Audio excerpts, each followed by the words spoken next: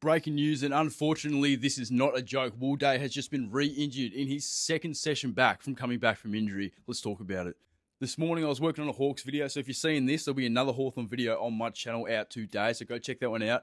I went to post it, and I read a few comments. I had a few notifications, so I read the comments, and they basically said, don't update your feed, don't go refresh your Facebook, and I'm like, oh no, what's going on? And yeah, it's real. Will Day has apparently dislocated his shoulder.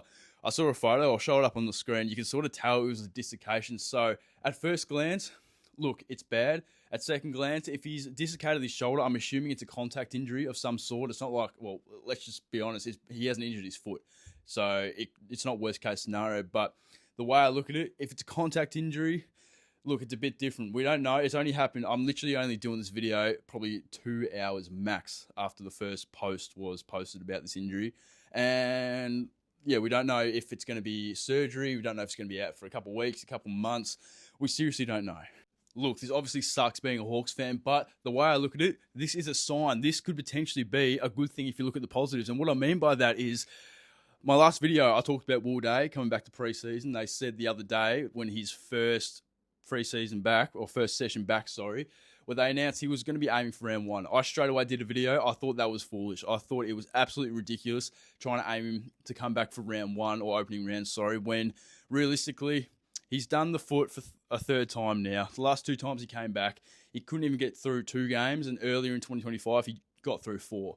All right, he hasn't got through more than 5 games with this foot problem. Let's just be honest with ourselves. So, in my opinion, the positive in this, it's the footy gods. The footy gods are basically saying, Will, you're not ready, mate. Seriously, just go sit down for a few more weeks.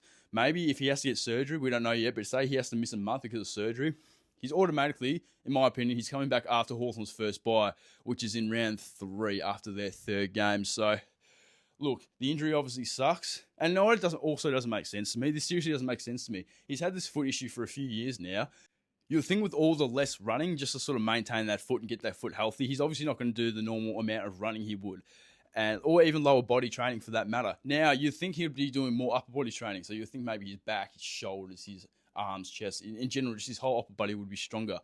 But now he's dislocated the shoulder. Look, it could just be a freak accident. The strength had nothing to do with the fact that it got dislocated.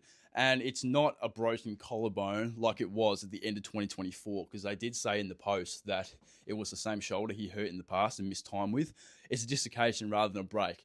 Like I said earlier, we don't know if surgery is currently required. I don't know, man. As a Hawks fan who was keen on just Will Day, just saying to Will Day, hey, mate, just miss the first month and a half of the season. Take your time, come back fresh, and everything will be good. It's currently worse than it could be. He literally got injured